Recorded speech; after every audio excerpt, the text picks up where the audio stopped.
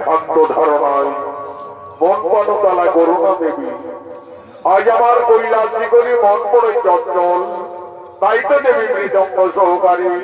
কেন স্বামী, তাহলে বুঝি কৈলাস পর্বতে আজ কিছু অশুভ ইঙ্গিত দেখছো? না দেবী, তাও নয়। আজ মর্তধামী শ্রী নারায়ণ তার রামবতারে তার সহধর্মিনী লক্ষ্মী স্বরূপিণী দেবী সীতাকে আজ অকালে দিতে চলেছে বনবাসে। একই বলছে প্রভু, নারায়ণ তো রাক্ষস কুল বিনাশের জন্য রামবতারী মর্তলোকে গমন করেছে। তাছাড়া মর্তধামী লক্ষ্মী ছাড়া নারায়ণ কিভাবে থাকবে প্রভু? তাই তো দেবী, সেই রামায়ণের অপূর্ব লীলা জলদেবী মোর সাথে মর্তধামী আজ তুমি নন ভরে করিবে দর্শন।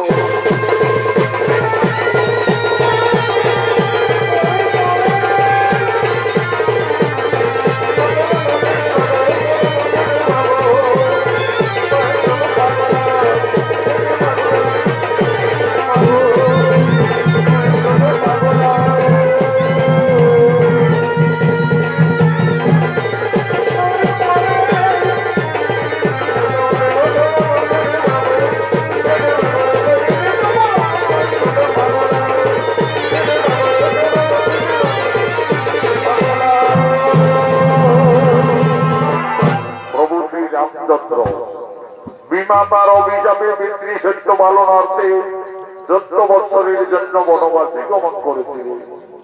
সঙ্গে ছিলেন সহধর্মিণী সীতা এবং মনুষ্য লক্ষ্মণ। সেই বনবাস থেকে রাক্ষস রাজা রাবণ মা সীতাকে হরণ করে লঙ্কায় নিয়ে যায়। প্রভু শ্রী রামচন্দ্র সাগর বন্ধন করে রাক্ষস কুল বিনাশ করে তার সহধর্মিণী দেবী সীতাকে লঙ্কার থেকে শোষণমানে মুক্তি করে ফিরে আনে অযোধ্যায়। বর্তমানে অযোধ্যার মহারাজ শ্রী রামচন্দ্র এবং রানী মা সীতা আনন্দে রয়েছেন প্রজাবাসী সকলে। আজ মা সীতার সঙ্গে তার 3 আদরের বোন ভরত, লক্ষ্মণ এবং শত্রুঘ্নের স্ত্রী, তারা সকলেই অযোধ্যার রাজপ্রাসাদের দিকে আগমন করছে।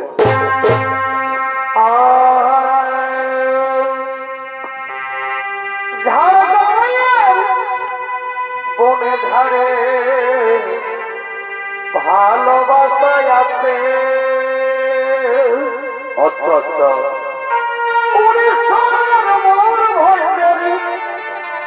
মনের মনে ভাই পুরোনার তেরিতে মনে বুঝে গেছে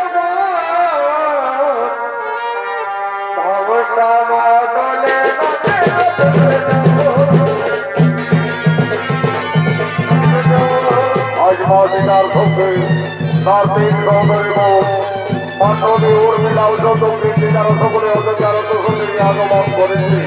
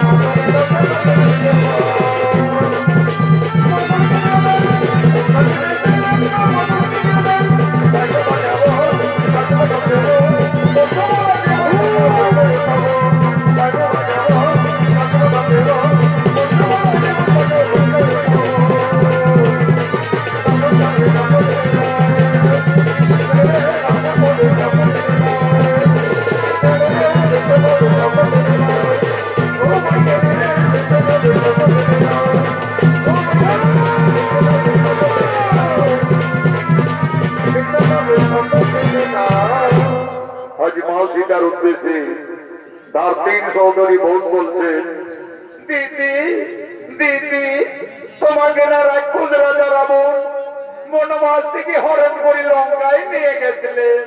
দিদি সকলে বলে ওই রাক্ষস রাবণের নাকি 10টি ভয়ঙ্কর মাথা ছিল, 20টি হাত ছিল। দিদি বলো না, সেই রাক্ষস রাবণ দেখতে কতই ভয়ঙ্কর ছিলেন। ওরে বন্ধুরা, আমাকে ওই পাপিষ্ঠ রাবণ বনবাস থেকে হরণ করে লঙ্কায় নিয়ে গেছিলেন দিকে, কিন্তু আমি কোনদিন নন করে ওই রাক্ষস রাজা রাবণকে দর্শন করিনি। তবে আমাকে যেদিন আকাশ পথে হরণ করে নিয়ে যায় লঙ্কায়, আমি সেই দিন সমুদ্রের জলে ওই ভয়ঙ্কর দানবীর রূপটি দেখেছিলাম। ওরে বন্ধুরা, সেই রাক্ষস কতই ভয়ঙ্কর। আজ আমি রাজপ্রাসাদের মধ্যে তার শরীরের রঙ্গ প্রত্যঙ্গ সমস্তই অঙ্কন করছি, তা তোমরা নয়ন ভরে দর্শন করো। মা সীতা, রাক্ষস রাবণ দেখতে কতই ভয়ঙ্কর ছিলেন। আজই অযোধ্যা রাজপ্রাসাদের মধ্যে তার 10টি ভয়ঙ্কর রাক্ষসের মাথা, 20টি হাত, শরীরের রঙ্গ প্রত্যঙ্গ একের পরে অঙ্কন করতে লাগলেন। সেই সময় মা সীতা 5 মাসের গর্ভবতী ছিলেন। মা সীতার মৌনে নিদ্রার আকর্ষণ জেগে উঠল। সেই রাক্ষসের ছবি অঙ্কন করতে করতে মা জানকী তার উপরে নিদ্রা যাপন করলেন। দিদি, মান্ডবী দিদি, ওই দেখো আমাদের সীতা দিদি রাক্ষস রাবণের ছবি অঙ্কন করতে করতে নিদ্রান্বিত হয়ে গেলেন। আমাদের সীতা দিদি 5 মাসের গর্ভবতী, তার বিশ্রামের খুবই প্রয়োজন। চলো দিদি, ততক্ষণে আমরা রাজপ্রাসাদের অন্তরালে যাই। চলো।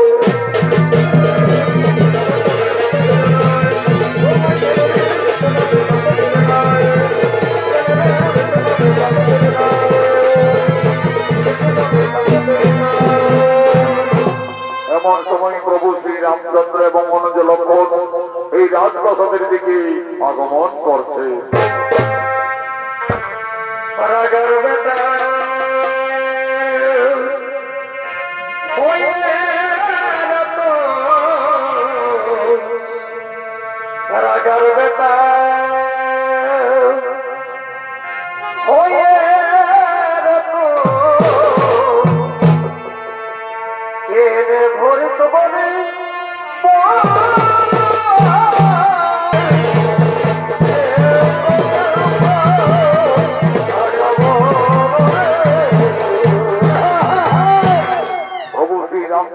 অভিনয় অংশ নিয়েছেন স্বর্গীয় আদালত মাহাতো প্রধান শিষ্য ওস্তাদ যুধিষ্ঠির মাহাতো, লক্ষণের ভূমিকায় মানিক কৈবর্তন।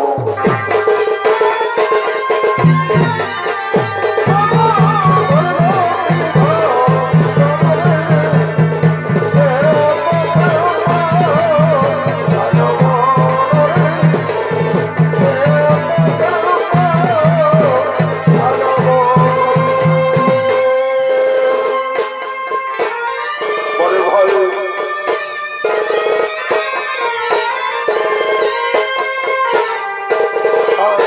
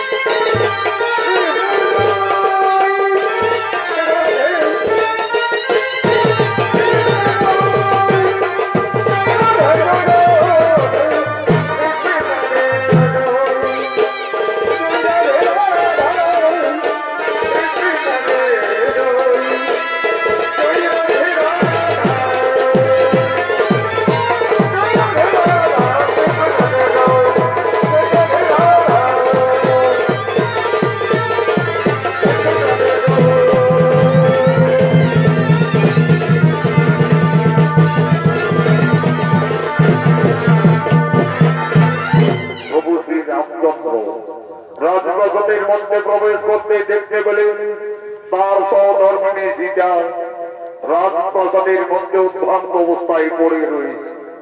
এটি আমার সেটা ওইভাবে রাজপ্রাসাদের মধ্যে পড়ে আছে কেন? প্রভু শ্রী রামচন্দ্র এসে দেখলেন রাক্ষস রাজা রাবণের ছবি অঙ্কন করে তার উপরে তার স্ত্রীকে যাযাপন করে রয়েছে। সেটা ওইভাবে লঙ্কেশ্বর রাবণের ছবি অঙ্কন করে রাজপ্রাসাদের মধ্যে অবগাহন করে রয়েছে কেন? না না না না না না না, তা হতে পারি না, তা হতে পারি না। সেটা কেন রাক্ষস রাবণের উপরে বিরাজমান? তাহলে কি এই সীতা লঙ্কেশ্বর রাবণের প্রেমে পড়েছিল? হয়তো সেটা রাবণ রাজাকে কোনো ভুলতে পারেনি যে তার ছবি অঙ্কন করে সেটা এখনো তার উপরে বিরাজমান। না না না না না না না না, আমার সীতা অসতী, এই সীতা কলঙ্কিনী, যার জন্য আমরা দুই ভাই দিবারাত্রি বনে বনে কেঁদেছি, যার জন্য আমি ওখানে বলি রাজকে হত্যা করেছি, যার জন্য লক্ষ লক্ষ মানুষেরা সঙ্গে করে রাক্ষসকুল বিনাশ করে, যে সীতাকে লঙ্কার থেকে মুক্তি করে অযোধ্যায় ফিরিয়ে এনেছি, আজ সেই সীতা রাবণের ছবি অঙ্কন করে রাজপ্রাসাদের মধ্যে নিদ্রা যাপন করছে। না না না না না, আমার সীতা অসতী, এই সীতা কলঙ্কিনী। কোথায় ওরে প্রাণের ভাই লক্ষ্মণ?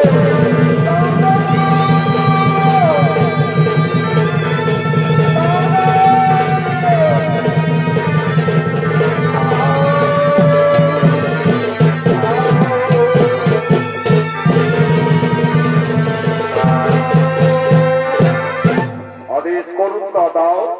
ওরে ভাই লক্ষ্মণ, ওরে আমার প্রাণের ভাই লক্ষ্মণ, ওই দেখুরে ভাই আমাদের রানী সীতা রাক্ষস রাবণের ছবি অঙ্কন করে রাজপ্রাসাদের মধ্যে নিদ্রা যাপন করে রয়েছে। ওরে ভাই লক্ষ্মণ, এই কলঙ্কিনী হয়তো লঙ্কায় গিয়ে রাক্ষস রাবণের প্রেমে পড়েছিল, হয়তো সীতা রাবণ রাজাকে কোনো ভুলতে পারেনি যে তার ছবি অঙ্কন করে সীতা এখনো তার উপরে বিরাজমান। ওরে ভাই লক্ষ্মণ, এই কলঙ্কিনী যদি আমাদের অযোধ্যা নগরে থাকে তাহলে আমাদের রঘুকুলের বদনাম হয়ে যাবে রে ভাই, আমাদের সূর্য বংশের বদনাম হয়ে যাবে। ওরে প্রাণের ভাই লক্ষ্মণ, এই কলঙ্কিনীর আর আমি মুখ দর্শন করতে চাই না। যাও তুমি এই বিচার দিকে দিয়ে এসো নির্বাসনে।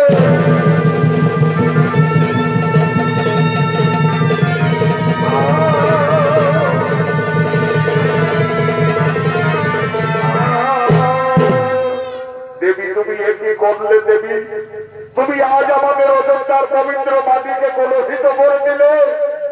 ধীরে ধীরে মা সীতার নিদ্রার আকর্ষণ ভঙ্গ হলো। চোখ মেলে চাইতে মা জানকী রাজপ্রাসাদের মধ্যে তার দেবর লক্ষ্মণকে দেখতে পেলেন। লক্ষ্মণ, একই ভাই তুমি প্রাসাদে? দেবী তুমি একই করিলে দেবী, তুমি কেন লঙ্কেশ্বর রাবণের ছবি অঙ্কন করলে আমাদের রাজপ্রাসাদের মধ্যে? তুমি তার উপরে শোধ করে নিদ্রা যাপন করতেছিলে। তুমি কি সত্যি এই লঙ্কাকে রাক্ষস রাবণকে ভালোবেসেছিলে? তুমি কি রাবণ রাজাকে কোনো ভুলতে পারোনি? নারী ভাই লক্ষ্মণ, আমি কিছু ভুল করিনি ভাই, আমি শুধু আমার ওই মান্ডবী উর্মিলা বন্ধের বোঝাবার জন্য এই রাক্ষসের ছবিটি আমি প্রাসাদের মধ্যে অঙ্কন করেছিলাম রে ভাই। তুমি জানো না দেবী, এই অপরাধে তুমি কলঙ্কিনী, এই অপরাধে তুমি বিচারিণী। যে রাক্ষস রাবণ তোমাকে ভালোবাসতে যখন আমাদের লঙ্কায় নিয়ে যায়, সেই রাবণের ছবি অঙ্কন করে তুমি ভুল করেছো, অপরাধ করেছো। তোমাকে রামচন্দ্র আর কোনদিন তোমার মতো দর্শন করবে না। আমায় আদেশ দিয়ে গেলে এই মুহূর্তেই তোমায় দিতে হবে নির্বাচনে।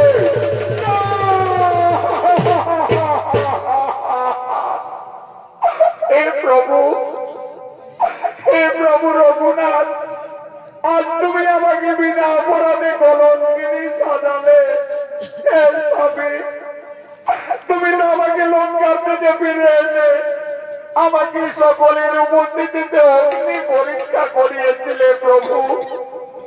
সবকিছু জেনে আজ আমি বিচারিনি। ওরে ভাই লক্ষ্মণ, তোমার দাদা যখন আর আমার মুখ দর্শন করবে না, তাহলে আমার এই অযোধ্যায় থাকার কোন প্রয়োজন হবে না রে ভাই। চলো ভাই, তুমি আমায় দিয়ে এসো নির্বাচনে। বিনা দোষে বনবাসী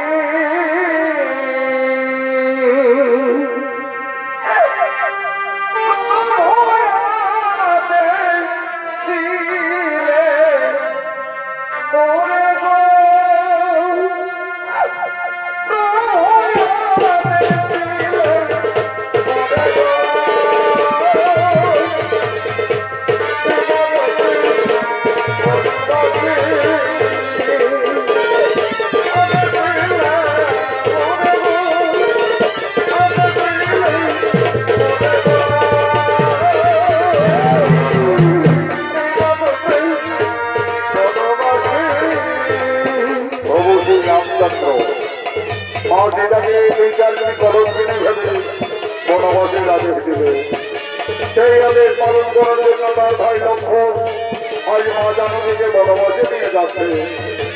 আগে আগে চলেছে লক্ষ্মণ, আজ মনের চোখে মা সীতাকে দেখে বনবাসে যাচ্ছে। বন পেরিয়ে ঘোর বনে প্রবেশ করছে লক্ষ্মণ দেবী সীতাকে নিয়ে। আজ লক্ষ্মণ বলছে, দেবী গো, দেখো দেবী, আমরা তো বনবাসের যথার্থ জায়গায় উপস্থিত হয়ে গেছি দেবী।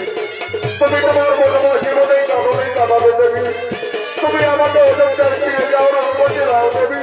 আমাকে অযোধ্যায় ফিরে যেতে হবে, কিন্তু আমি কিভাবে একটি বন্ধুবাসের গর্ভবতী নারীকে বনের মধ্যে দিয়ে যাব? তুমি আমায় ক্ষমা করে দাও দেবী, আমায় তুমি ক্ষমা করে দাও। যে জানবীর জন্য আমি 12 বছর অনাহারে অযোধ্যায় ছিলাম, যে জানবীর জন্য আমি 25 বার মুখে ধারণ করেছি, আজ সেই জানবীকে আমায় বনবাসে দিয়ে যেতে হবে। আমায় তুমি ক্ষমা করে দাও দেবী, আমায় ক্ষমা করে দাও। ওরে ভাই লক্ষ্মণ, তুমি তো তোমার বাবার আদেশ পালন করেছো রে ভাই। তুমি ফিরে যাও ভাই অযোধ্যায়। তোমার বাবা আমাকে বিয়ের সময় দিয়েছিলেন আমার গলার কোটার হার, কানের দুল, পায়ের নপুর। আমার বনবাসে এই অলঙ্কারের কথা পাবে না রে ভাই। এই অলঙ্কার গুলি ফিরে নিয়ে যাবে অযোধ্যায়। তোমার দাদা রঘুরাজের কাছে দিয়ে বলবে, দাদা তোমার আদেশ আমি পালন করেছি। তোমার কলঙ্কিনী সীতাকে আজ আমি বনবাসে দিয়ে এসেছি, বনবাসে দিয়ে এসেছি, বনবাসে।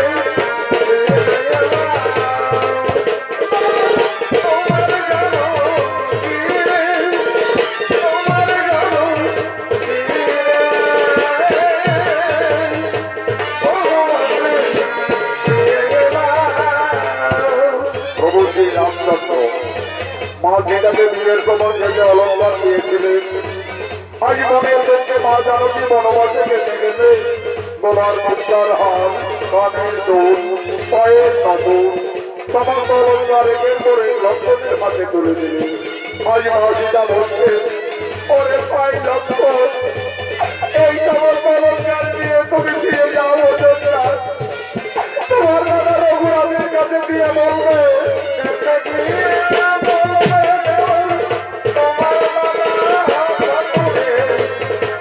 Oh,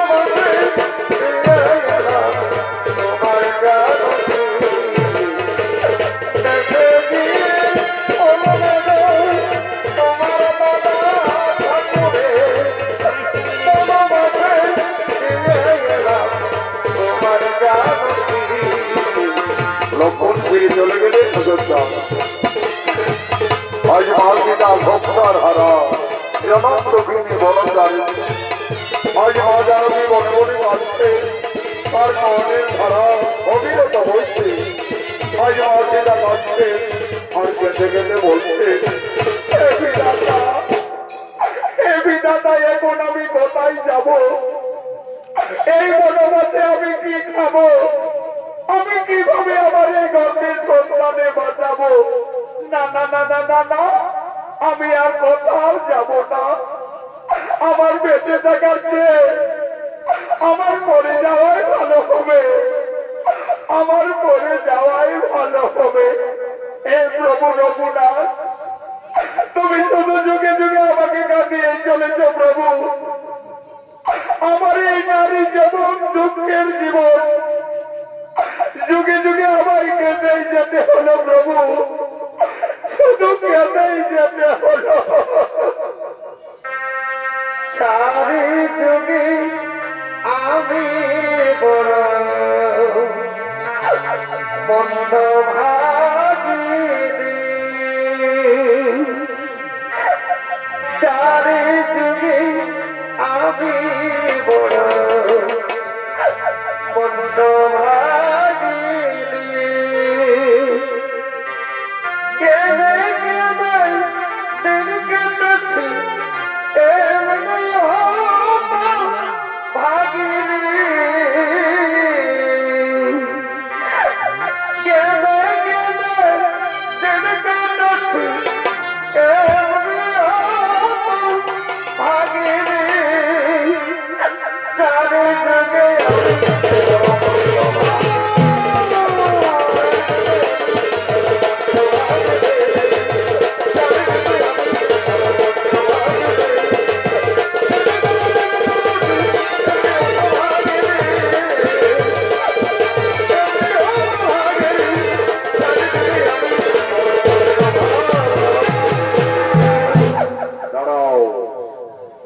তুমি ঘোর নির্জন কাননে কাঁদতে কাঁদতে মনের দুঃখে প্রাণ বিসর্জন দিতে যাচ্ছ। তুমি জানো না নারী, মানব জীবনে আত্মহত্যা মহাপাপ। বাবা, আমার বেঁচে থেকে কিছু লাভ হবে না যোগী বাবা। আমার স্বামী আমাকে বিনা অপরাধে কলঙ্কিনী ভেবে আমাকে বনবাস দিয়েছে বাবা। আমি সংসার হারা জনক নন্দিনী সীতা। মা সীতা, তুমি বনবাসে এসেছো মা? আমি যোগী বাল্মীকি, আমি জানতাম না জানো কি একদিন না একদিন তোমাকে বনবাসে আসতেই হবে। মা সীতা, তুমি কেন না মা, তুমি কেন না? বিধির বিধান কেউ লঙ্ঘন করতে পারে না মা, বিধির বিধান কেউ লঙ্ঘন করতে পারে না। মা সীতা, তোমার বনবাস জীবন কাটাবার জন্য আমি এই তপবনে পূর্বে একটি সুন্দর পাতার কুটির নির্মাণ করে রেখেছি। চলো মা জানকী, তুমি না কেঁদে না ভেবে তোমার বনবাস জীবন ওই পাতার কুটিরেই কাটাবে। চলো আমার গহনারা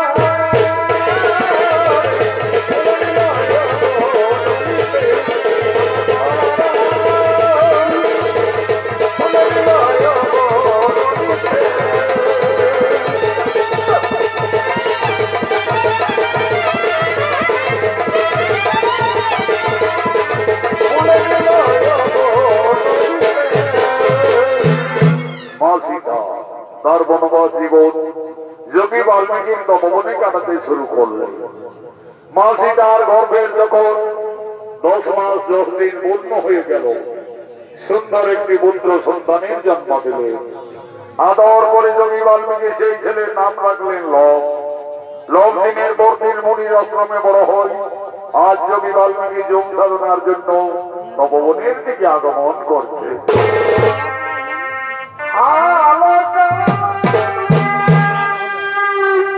পরে ভাই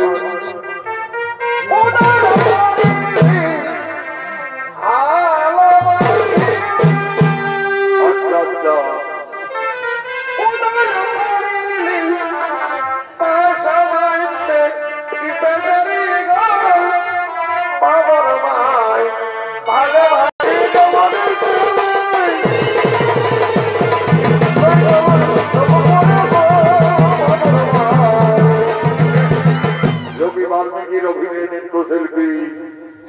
তো টুডু।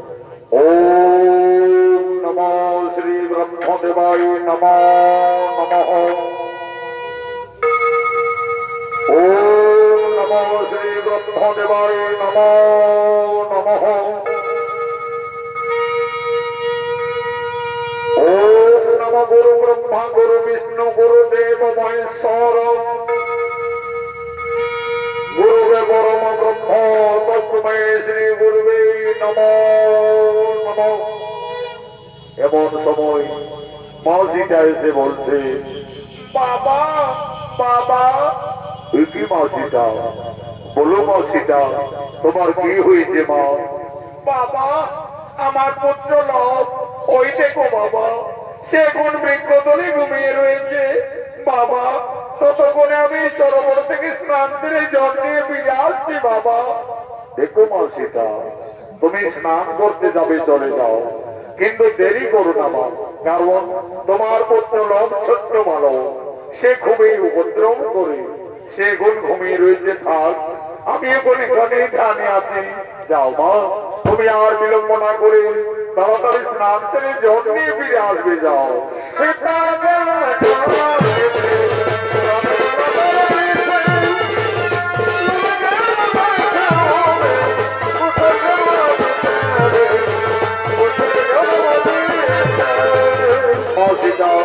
সরোবরে স্নান করতে গেলে লোভে বাল্মীকে পুনরায় বসলেন ধ্যানে।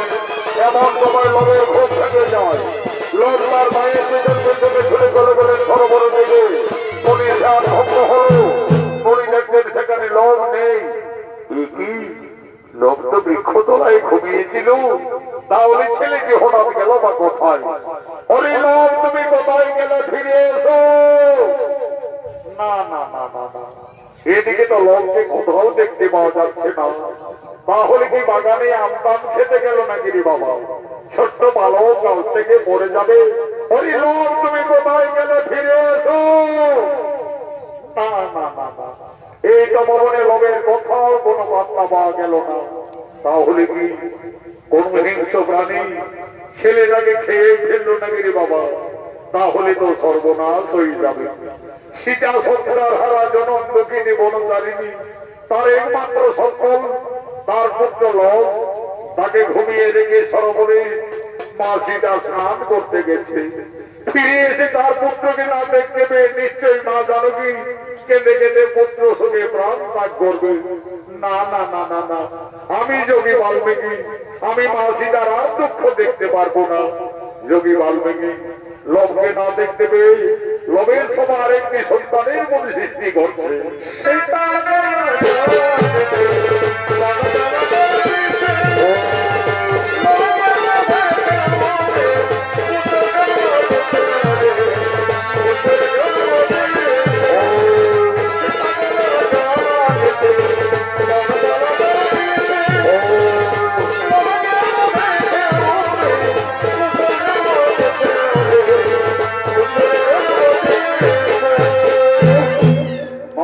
সরোবর থেকে স্নান করে ফিরে এসে দেখছে লোভের মতো আরেকটি সন্তান সেই বৃক্ষ তলে ঘুমিয়ে রয়েছে।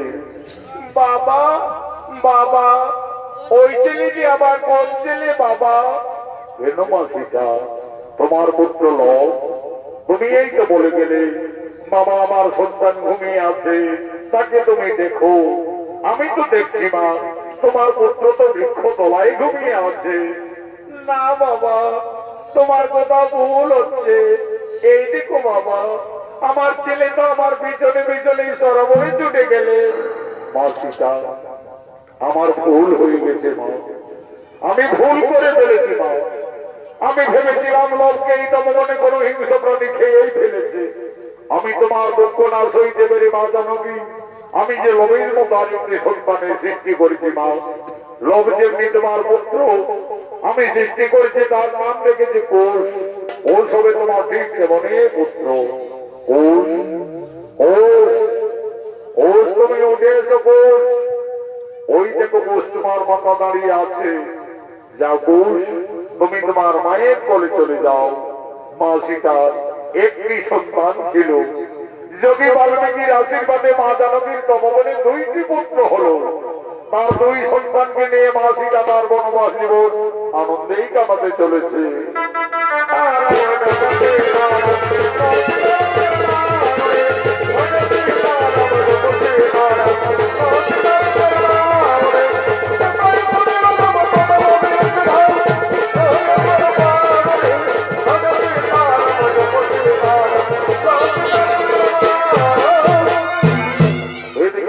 মহারাজ শ্রী রামচন্দ্র অষ্টমের যজ্ঞের আয়োজন করেছে। যজ্ঞ সভায় কুলগুরু বৈচিত্র রাজা রামচন্দ্র ভরত লক্ষণ শত্রুঘ্ন সকলেই আগমন করছে।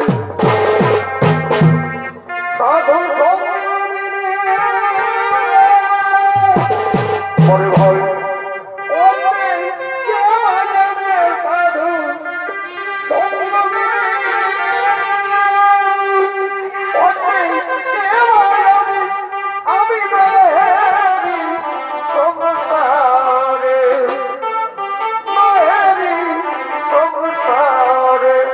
আমার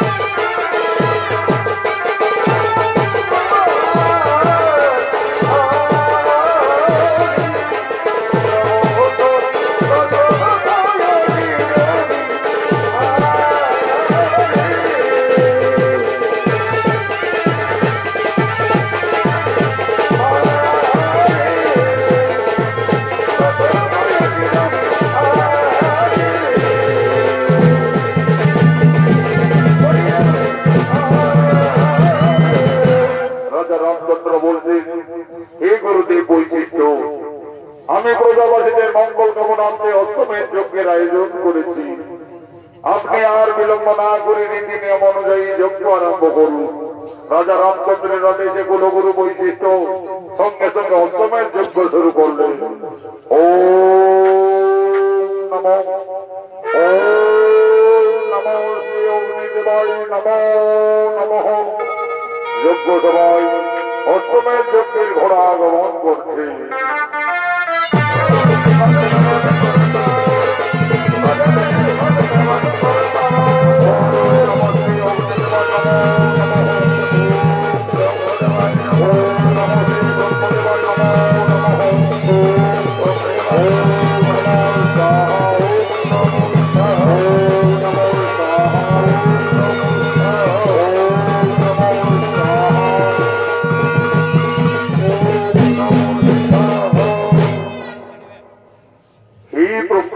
রামচন্দ্র, আমাদের অষ্টমের যজ্ঞ প্রায় সমাপনের মুখে। আর বিলম্ব না করে এই অষ্টমের যজ্ঞের ঘোড়ার কপালে আপনি সুন্দরভাবে স্নান করে লিপিবদ্ধ করুন। এই ঘোড়া রাজা রামচন্দ্রের অষ্টমের যজ্ঞের ঘোড়া। এই ঘোড়া যতদূর যাবে ততদূর অযোধ্যার সীমানা বলে পরিচিত থাকবে। আর যদি কেউ বাহুবলে এই ঘোড়াকে বন্দী করে, তাহলে রাজা শ্রী রামচন্দ্রের সঙ্গে যুদ্ধ করতে হবে। কুলগুরু বৈশিষ্ট্যের আদেশে রাজা শ্রী রামচন্দ্র অষ্টমের যজ্ঞের ঘোড়ার কপালে লিপিবদ্ধ করিলেন। ঘোড়া যজ্ঞস্থল থেকে যাচ্ছে, ঘোড়ার পিছনে পিছনে অযোধ্যার সমস্ত সেনারা যেতে লাগলেন।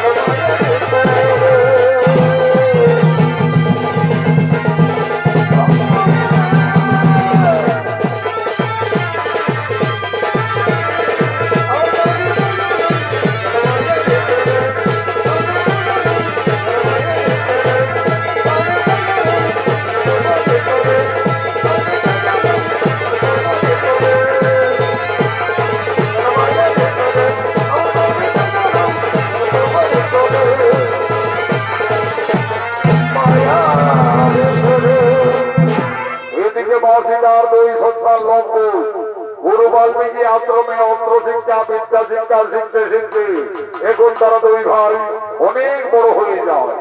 আজ তারা মনে আনন্দে মনের তপবনে দুই ভাই খেলা করার জন্য আগমন করছে।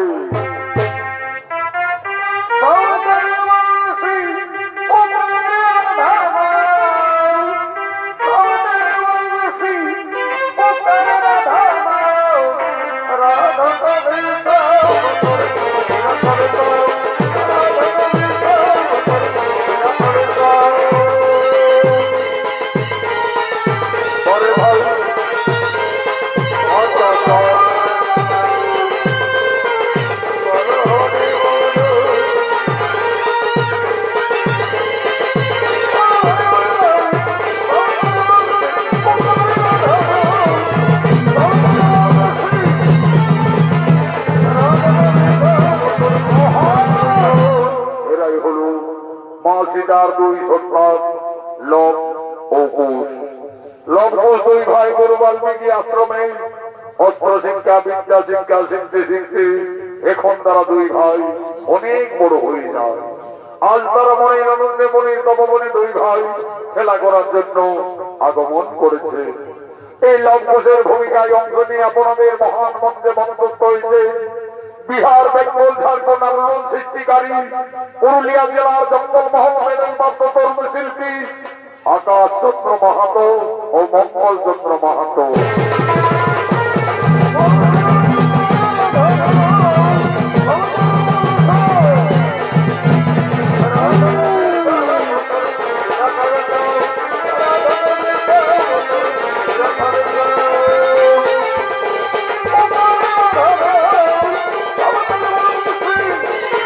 Oh,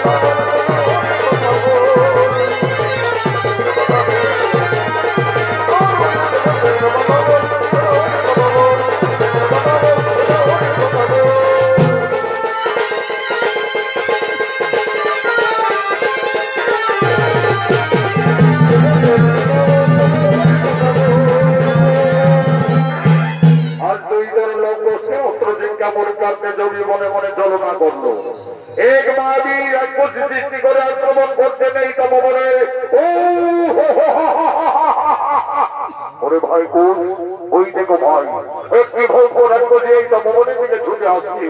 চলো ভাই ততক্ষণে আমরা কুটিরে পালিয়ে যাব। না দাদা আমরা কুটিরে পালাতে যাব কেন? আমাদের তো গুরুদেব যোগী বাল্মীকি অস্ত্র শিক্ষা শিখিয়েছে। চলো না দাদা সেই অস্ত্র মানে আমরা দুই ভাইকে বিনাশ করে যাবো। তবে তাই চলো ভাই তাই চলো। এই রাক্ষসী এই তপবনে আর এক পা এগিয়ে এলে আজ তোকে আমরা সকলে বিনাশ করবো। এত সাহস তোদের যোগী বলো, আজ আমি তোদের তপবনে খেয়ে ফেলবো।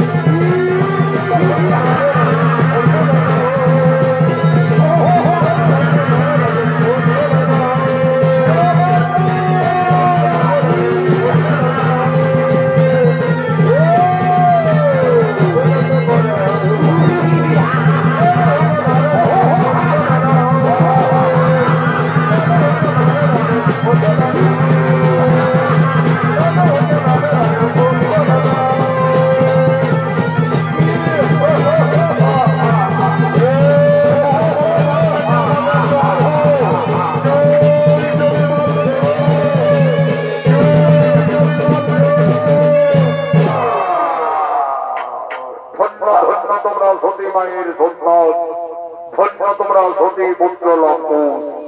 আমি তোমাদের দুই ভাইকে অস্ত্র শিক্ষা পরীক্ষার জন্য আমি এই মনে মনে ছলনা করি এই মহাবীর রাক্ষস সৃষ্টি করে তোমাদের আক্রমণ করেছিলাম। আমার শিক্ষা অস্ত্র মানে তোমরা এই তরুণ বয়সে তো গল্পে মহাবীর রাক্ষসীকে বিনাশ করেছো, ওকে তোমরা সম্মান করি অরিলঙ্কুশ। তোমরা দুইজনের রণশিক্ষায় উত্তীর্ণ হয়ে গেলে তোমাদের আশ্রমে বিদ্যা শিক্ষা সকলেই সম্পন্ন হলো। কালকে আমি তোমাদের তিথি যুগে দুই ভাইকে মূল মন্ত্র দান করব। কিন্তু দেখো লঙ্কুশ, গুরু বাল্মীকি আশ্রমে শিক্ষার পরে যৎকিঞ্চিত গুরুদেবের চরণ বলে গুরু দক্ষিণা দিয়ে আশীর্বাদ চেয়ে নিতে হয়। মনে রাখবে কালকে তোমাদের দুই ভাইয়ের গুরু দক্ষিণার দিন। তাই হবে গুরুদেব, আমরা কালকে আশ্রমে আসার সঙ্গে সঙ্গে আমাদের মাতা জননীর কাছ থেকে আমরা যথার্থই আমাদের গুরু দক্ষিণা নিয়ে আসবো। দেখো লঙ্কুশ, মনে থাকে যেন কালকে তোমাদের দুই ভাইয়ের গুরু দক্ষিণার দিন।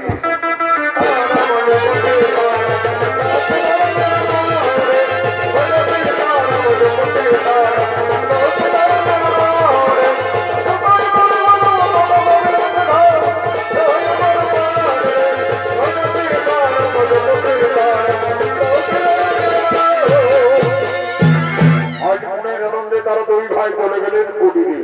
কুটিরে গিয়ে তাদের মাতা সীতার কাছে তারা দুই ভাই নিবেদন করছে, মাতা তুমি কোথায়? কি হয়েছে লঙ্কুশ? ওইভাবে মা মা চিৎকার করতে করতে তোরা কুটিরে এলি, তো ভবনে কিছু বিপদ হয়েছিল নাকি বাবারা? না মাতা, আজ আমরা তো ভবনে একটি ভয়ঙ্কর রাক্ষসীকে বিনাশ করে দিয়েছি মা। আমাদের গুরুদেব বলেছেন আমরা অস্ত্র শিক্ষায় সফল হয়ে গেছি মা। আমাদের আশ্রমে বিদ্যা শিক্ষাও সম্পন্ন হয়ে গেছে। কালকে আমাদের আশ্রমে গুরু দক্ষিণা দিতে হবে। দাও মা, আমাদের গুরু দক্ষিণা দাও।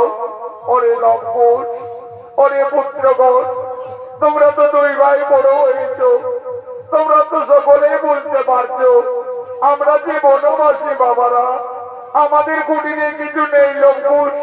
আমি কি দিয়ে তোমাদের গুরু দক্ষিণার থেকে মুক্তি করব? মা তুমি কেঁদো না মা, তোমার দিবারাত্রি আমরা কান্না যে আর কিছুতেই সইতে পারি না। জানো মা, আমাদের গুরুদেব বলে চুরি করা অপরাধ, কিন্তু যে না অপরাধ নয়। ওই তো মা অদূরে নগর দেখা যাচ্ছে, চলো না মা আমাদের গুরু দক্ষিণার জন্য সকলের কাছে কিছু কিছু সাহায্য চেয়ে নেবে। মা সীতা একদিন ছিলেন অযোধ্যায় মহারানী, আজ সে ভাগ্য ফেরে সংসার হারা জনম দুঃখিনী বনবাসিনী। তার দুই সন্তানের গুরু দক্ষিণা দেওয়ার মতো মা সীতার কুটিরে কিছুই নেই। আজ মনের দুঃখে মা জানকী এই নগরের দ্বারে দ্বারে সকলের কাছে করজোড়ে নিবেদন করছেন, হে ভক্তগণ, আজ আমি খুবই সংকটে পড়েছি। আমার দুই সন্তানের গুরু দক্ষিণা দেওয়ার মতো আমার কাছে কিছুই নেই। আজ আমি সকলের কাছে করজোড়ে নিবেদন করছি, আপনারা সকলেই কিছু কিছু সাহায্য করে আমার দুই অবধ সন্তানের গুরু দক্ষিণার থেকে আপনারা মুক্তি করে দিন, মুক্তি করে দিন।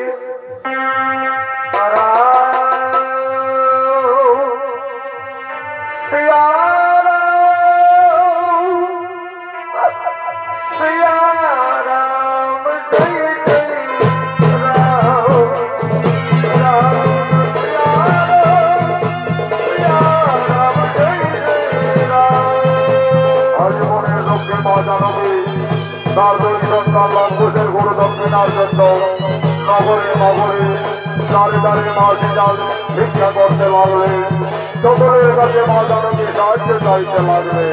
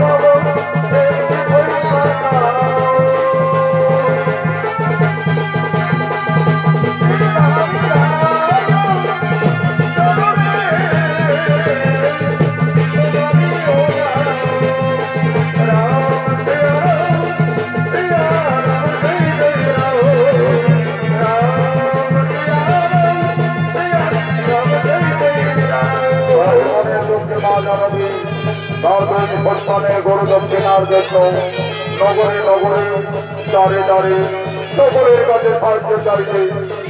নগরে সকলের মনে দয়া হলো মা সীতার দুই কন্যা লঙ্ঘনের গরু দক্ষিণার জন্য যে যেমন পারলেন সকলে কেটে কেটে আর্থিক সাহায্য করলেন।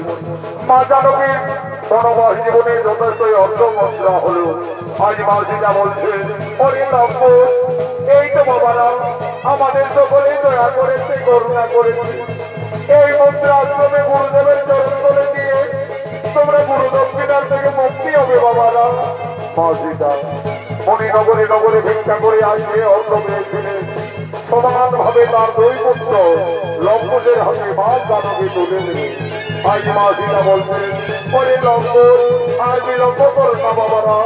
মা তুমি কেতো না মা, তুমি কুটিরে যাও মা, আমরা গুরু দক্ষিণা দিয়ে অচিরেই ফিরে আসবো মা, অচিরেই ফিরে আসবো।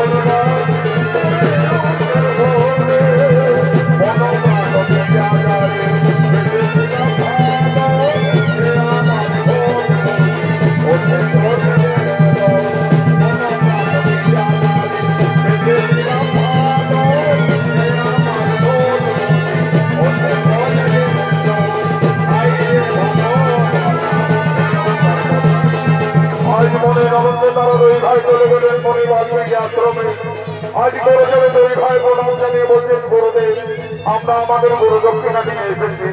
এই সামান্য অর্থমন্ত্র নিয়ে আমাদের আশীর্বাদ করো, আমাদের গুরু দক্ষিণার থেকে মুক্তি করে দাও। ধন্য ধন্য তোমরা সতী পুত্র লক্ষ্য। আজ আমি আনন্দিত, আমি গর্বিত। আমি তোমাদের পূর্ণ আশীর্বাদ করবো, তোমরা আরো শক্তিশালী হবে, আরো ভৌকর্যন্ত হবে। এই নাও গুরুদেব, এই নাও আমাদের গুরু দক্ষিণা। হরি লক্ষ্য, আমাকে যে বিশেষ কাজের জন্য কয়েকদিনের মতো এই তপবন ছেড়ে মোকলা সাগরে কপিল মুনির আশ্রমে যেতে হবে। আমি এই তপবনে ফিরে আসা না পর্যন্ত তোমাদের দুই ভাইয়ের হাতে এই তপবন রক্ষার দায়িত্বভার দিয়ে যাচ্ছি। আমার আদেশ তোমরা পালন করবে। আমি যেন ফিরে এসে এই তপবনের কিছু ক্ষতি না দেখতে পাই, তাই হবে গুরুদেব। আমরা দুই ভাই এই তপবনকে রক্ষা করে যাব। এই তপবনের আমরা কিছু ক্ষতি হতে দেব না। তাহলে লম্বর আমি যাই কপিল মুনির আশ্রমে।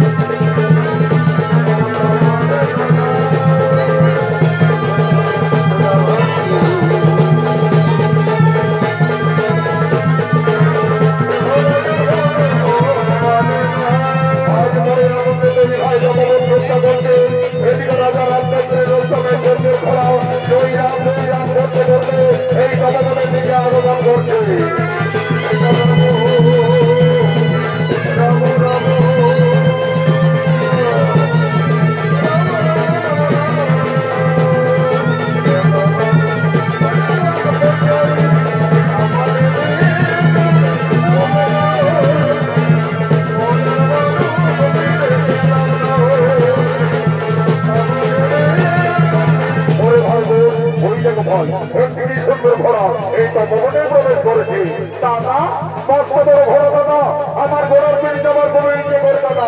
আগে একটু আমি ঘোড়ার পিঠে যাবো। ওরে ভাই গরু নামো নামো নামো। ওই দেখো ওই ঘোড়ার গোপালে কি লেখা আছে, কি লেখা আছে দাদা? ওই দেখো ভাই, ওই ঘোড়ার গোপালে সোনার করে লেখা আছে, এই ঘোড়া অযোধ্যার মহারাজ শ্রী রামচন্দ্রের উত্তমের যজ্ঞের ঘোড়া। এই ঘোড়া যতদূর যাবে ততদূর অযোধ্যার ঠিকানা বলে পরিচিত থাকবে।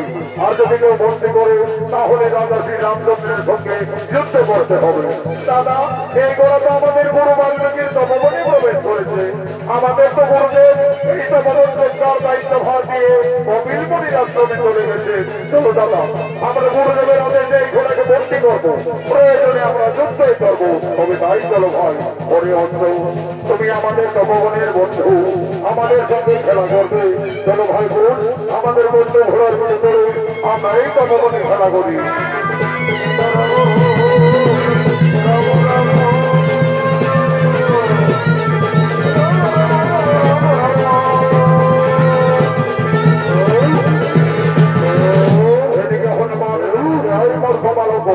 তোমাদের এত সাহস হলে কি হবে?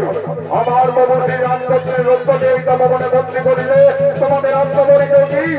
আমাদের পরিচয়, আমরা তো সতী মায়ের সন্তান, দুই ভাই লক্ষ্মণ। সতী মায়ের সন্তান অন্তর্যামী পবন পুত্র বীর হনুমান করতে পারলেন, তাহলে রায় কি আমার মাতা সীতার সন্তান? আমি কিভাবে আমার প্রভুর সন্তানদের সঙ্গে যুদ্ধ করবো? তার চাইতে যদি আমি পরাজয় স্বীকার করি, তাহলে প্রভু শ্রী রামচন্দ্রের সঙ্গে মা জানবীর এই তপবনে অবশ্যই মিলন ঘটবে। বুদ্ধিমতী হনুমান ছলনা করলে, এই মধ্য মানব এই ঘোড়াকে না ছাড়লে এই গোদার আগাতে তোমাদের শেষ করে দেবো। হনুমান তুমি আমাদের বই দেখাবে? চলে এসো, দেখি কার বাহুতে কত শক্তি আছে।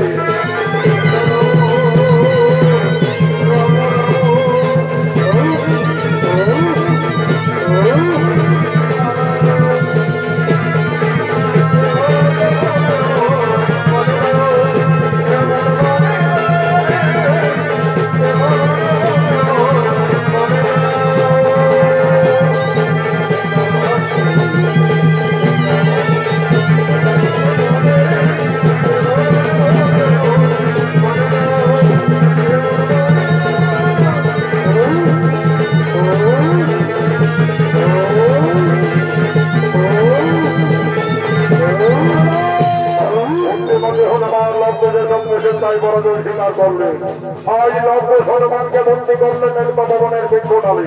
এমন সময় উপস্থিত হয়ে যায় ভরত শত্রুঘ্ন। এই তপবন আমাদের অন্তকে এই তপবনে তোমরা বন্দী রেখেছো কেন? মুক্তি করে দাও, না হলে রণের জন্য প্রস্তুত হয়ে যাও। হ্যাঁ হ্যাঁ, আমরা প্রস্তুত আছি, চলে এসো, দেখি কে হারে আর কে জিতে।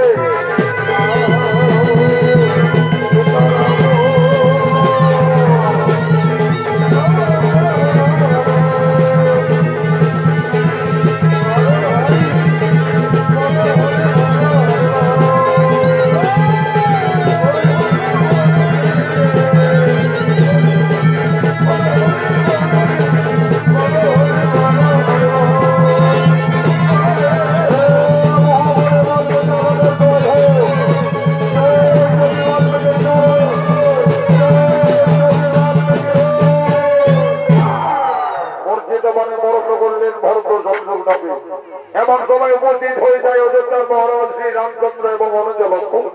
ওরে ভাই লক্ষ্মণ, ওই দেখো ভাই, এই তপবনে পরাস্ত করেছে আমাদের দুই সহোদর ভ্রাতা ভরত শত্রুঘ্নকে। পরাস্ত করে বন্দী রেখেছে পবন পুত্র বীর হনুমানকে, বন্দী করেছে আমাদের অষ্টমের যজ্ঞের ঘোড়াকে। এমন শক্তিশালী দুই নীতি বালক কে বাবা তোমরা? আমরা সতী মায়ের সন্তান, গুরু বাল্মীকি শিষ্য, দুই ভাই লবকুশ। লবকুশ, দেখো লবকুশ, এই ঘোড়াকে তোমরা বন্দী করে ভুল করেছো, এই ঘোড়াকে তোমরা মুক্তি করে দাও বালকুন। তাহলে তুমি এই অযোধ্যার মহারাজ শ্রী রামচন্দ্র? হ্যাঁ বালকুন, তোমাদের অনুমান সত্য। আমি অযোধ্যাপতি নীলমজয়ী রাজা শ্রী রামচন্দ্র। রাজা, ওই ঘোড়ার কপালে লেখা আছে এই ঘোড়া যতদূর যাবে ততদূর অযোধ্যার সীমানা বলে পরিচিত থাকবে। হ্যাঁ বালকুন, তোমরা তো ঠিকই বলেছ, এই ঘোড়া আমার অষ্টমের যজ্ঞের ঘোড়া। এই ঘোড়া যত দূরেই যাক না কেন ততদূর আমাদের অযোধ্যার সীমানা বলেই পরিচিত থাকবে। রাজা, তাহলে তুমি না যুদ্ধে এই ঘোড়াকে আমরা কিছুতেই তপবন থেকে ছাড়বো না। আমাদের গুরুদেব যোগী বাল্মীকি আমাদের তপবন রক্ষার দায়িত্ব ভার দিয়ে কপিল মুনির আশ্রমে গমন করেছেন, তাই তো গুরুদেবের আদেশে আমরা বন্দী রেখেছি। তাহলে তোমরা রণের জন্য প্রস্তুত হয়ে যাও বালকগণ। আমার সঙ্গে যে তোমাদের রণ করতে হবে, আর আমি ত্রিলোকজয়ী, আমার সঙ্গে তোমরা কোনোভাবে রণে উত্তীর্ণ হতে পারবে না। আমার রণে তোমাদের মৃত্যু হয়ে যাবে। তোমাদের মৃত্যুর সংবাদ পেয়ে তোমাদের পিতা মাতা কতই না দুঃখ পাবে। দেখো বালকগণ, তোমরা কোন ঋষি কুমার, কে তোমাদের পিতা, এবার তোমাদের মাতা। আমরা তো আমাদের পিতার নাম জানি না, এইটুকু জানি আমরা সতী মায়ের সন্তান, দুই ভাই লবকুশ। লবকুশ, তোমরা তোমাদের পিতার নাম জানো না? আমি কিভাবে এই অবধ বালকদের সঙ্গে রোধ করতে পারি? দেখো লবকুশ, তোমরা দুইজনেই আমার পুত্র সম। যদি একবার আমায় পিতা সম্বোধন করো, আমি পুত্র ভেবে তোমাদের ক্ষমা করে দেব। এই রাজা, তোমাকে আমরা বাবা বলতে যাব কেন? তুমি আমাদের বাবা বলো না। শান্ত হও বালকগণ, আমি যদি তোমাদের বাবা বলি তাহলে বিনা যুদ্ধে আমার এই অস্ত্রকে মুক্তি করে দেবে তো? তা নয় পরে দেখা যাবে, আগে বলে দেখো না। আচ্ছা বালকগণ, আমি না হয় তোমাদের বাবাই বললাম। এই রাজা, তুমি কাকে বাবা বললে? আমাকে বললে না আমার দাদা লবকে বললে? কেন বালকগণ, আমি তোমাদের দুই ভাইকে বাবা বললাম।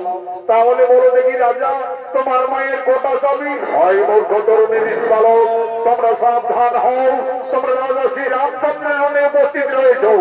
হ্যাঁ, আমরা সতী মায়ের সন্তান, রণকে ভয় পাই না রাজা। চলে এসো সম্মুখ সমারে, বিনা যুদ্ধে না জানিব উত্তমের যজ্ঞের খবর।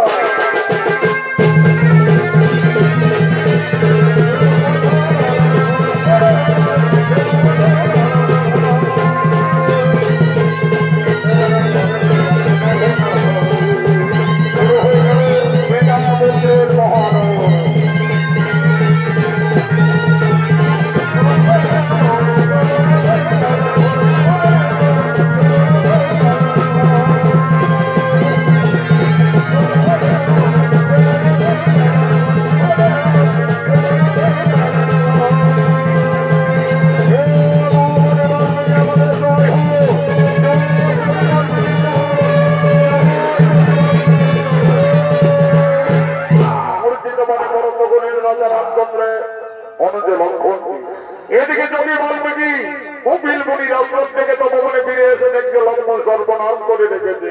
ওরে শিষ্যগণ, ওরে লক্ষ্মণ কোথায় করো? আমার অবর্তমানে এইভাবে তপবনে। গুরুদেব, আমরা তো তোমার আদেশ পালন করে চলেছি গুরুদেব। এই তপবন রক্ষা করতে গিয়ে আমরা সমস্ত যোদ্ধাদের রণে পরাস্ত করে রেখেছি। ঋষি দাদু, আমরা একটি জান্ত হনুমানকে পরাস্ত করে বন্দি রেখেছি। তোর আমার হনুমান নাকি? কোথায় হনুমান বন্দি রেখেছ? ওই দেশে করে ঋষি দাদু, ওই তপবনের বৃক্ষটালে। ওরে বাবা, এই যে আমার পবন পুত্র বীর হনুমান রে বাবা, এই হনুমানের সঙ্গে তোমরা ঝগড়া করেছো। হরি লক্ষ্মণ, এই রাজাদের না জেনে না শুনে কেন তাদের উপরে আঘাত করিলি?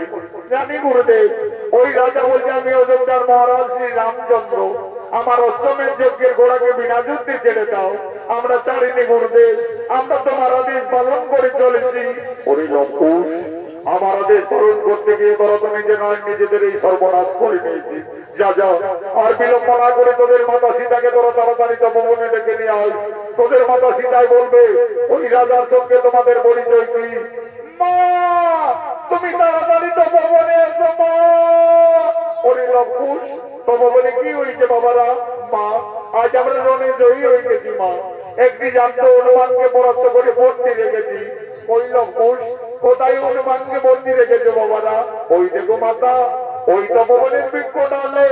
ওরে লক্ষ্মণ, এই যে পবন পুত্র বীর হনুমান, এই হনুমানকে তোমরা কেন বন্দি করিলে বাবারা?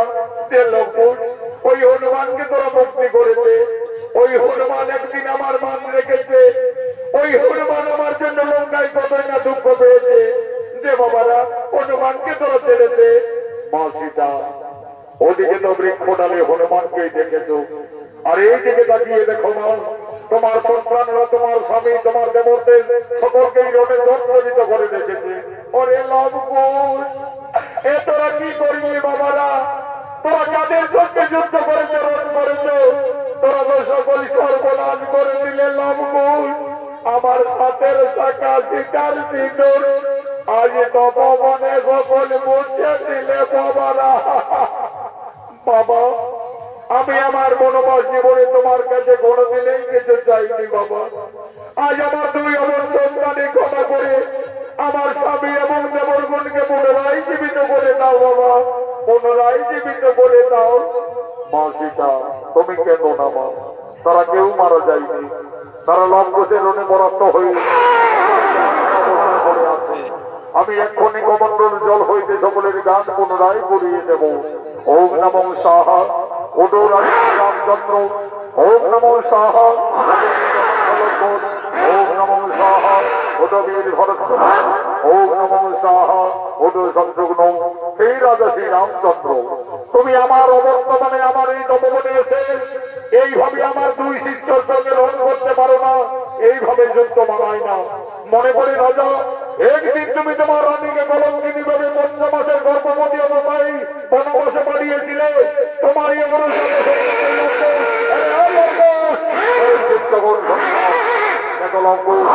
যাদের সঙ্গে তোমরা ঝগড়া করছো, মারামারি করছো, তারা চেনো না, জানো না, তারা তোমাদের এই বংশের লোক সম্পর্কে সকলেই তোমাদের কাকা।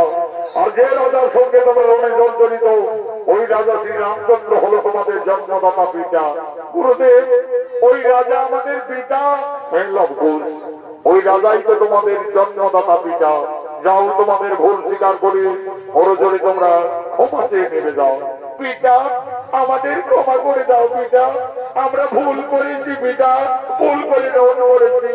মা সীতা, আর তুমি কেন না মা, তোমার বনবাস জীবন শেষ হয়ে গেল মা, তোমার আনন্দের দিন এসেছে। যাও মা, তোমার পরিবারের সকলেই তোমার অপেক্ষায় দাঁড়িয়ে আছে। রাজা রামচন্দ্র একদিন মা সীতাকে কলঙ্কিনী ভেবে পঞ্চমাসের গর্ভবতী অবস্থায় বনবাসে দিয়েছিলেন। যোগী বাল্মীকির পিতায় ফিরে পেলেন তার স্ত্রী সন্তানদের। আনন্দ হল, জয় জয়কারে নাম ভক্ত পবন পুত্র বীর হনুমান বলছেন, বলো বলো সীতাবতী রাজা শ্রী রামচন্দ্র কি।